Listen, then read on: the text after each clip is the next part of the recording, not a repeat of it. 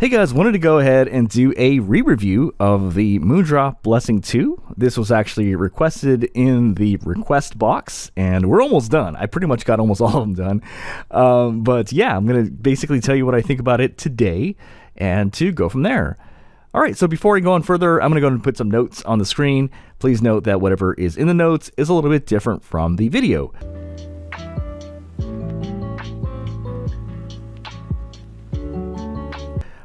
Okay, so just letting you guys know, in the re-review series, I don't put as much notes into it because it's like two reasons why. Number one is like after a while, it's like I kind of have it figured out, and they're just mainly slight variations from videos I made from before. But after a while, you know, it's not like when I'm trying to figure it out from the beginning. Okay, so tuning wise, what is this? So this belongs in the bright box. I would absolutely. This is not a warm IEM. This is, while it can be viewed as V-shaped, I want to put it in the bright box. I would not call this a neutral. This is definitely bright leaning. This is not warm poo meddler. I mean, this is not warm poo kind of IEMs. This is like pretty dang bright, okay? All right, so in this case, I actually used the K-Bear 7 ear tips. I actually did tinker with the Kiwi Ears Flex ear tips, but I find that it actually sounds a little worse with the Kiwi Ears Flex ear tips. So I would actually use the K-Bear 7 ear tips. Maybe it's something to do with a long stem or something, so I don't know.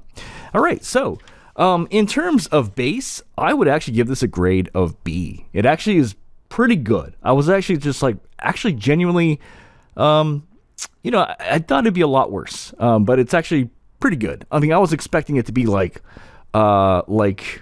lean bass, sort of like, well, it kind of is, but it's actually, with these ear tips, it does help a lot. So, but with the stock ear tips, it's a lot worse. But I don't have the stock ear tips anymore.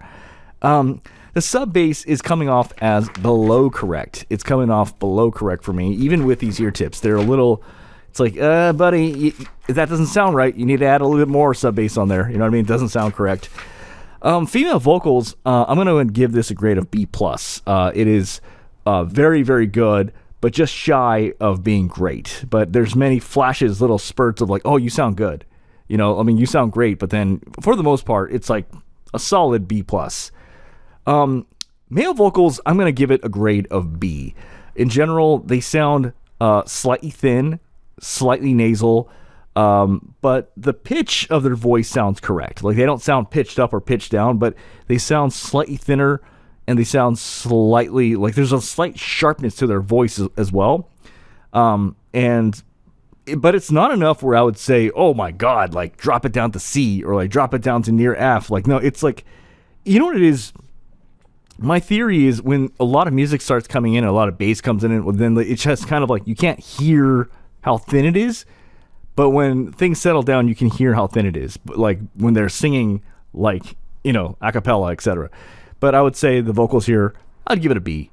In terms of harsh instruments, when a lot of harsh instruments start coming in, this is absolutely harsh. I mean, this is like way, way bad. So what happened was when the harsh instruments started coming in, I had to crank the volume by quite a big margin. So it was a big margin drop.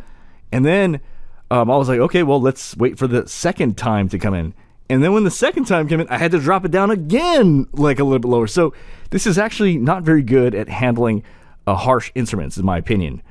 The soundstage it feels wide, perceptively, but I just find in general, like, I mean, maybe I might be simplifying it, but it's kind of like, you know, usually when it's bright, it feels wide, and then usually when it's dark and super goopy, it feels smaller, you know, generally speaking. Like, you're not going to see or ever hear an IM that's generally goopy warm that feels freaking bright, like large. Like, if you found one, let me know, but I don't know any that do that.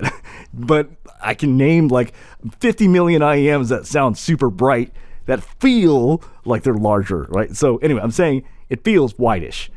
The imaging I didn't test, but I remember it's really good. I just didn't feel like doing it because I know every other reviewer mentions how good the technicals are on this, so that's what I wanted to check. I mean, I was like, whatever, and I just care mainly about the other things, right? Okay.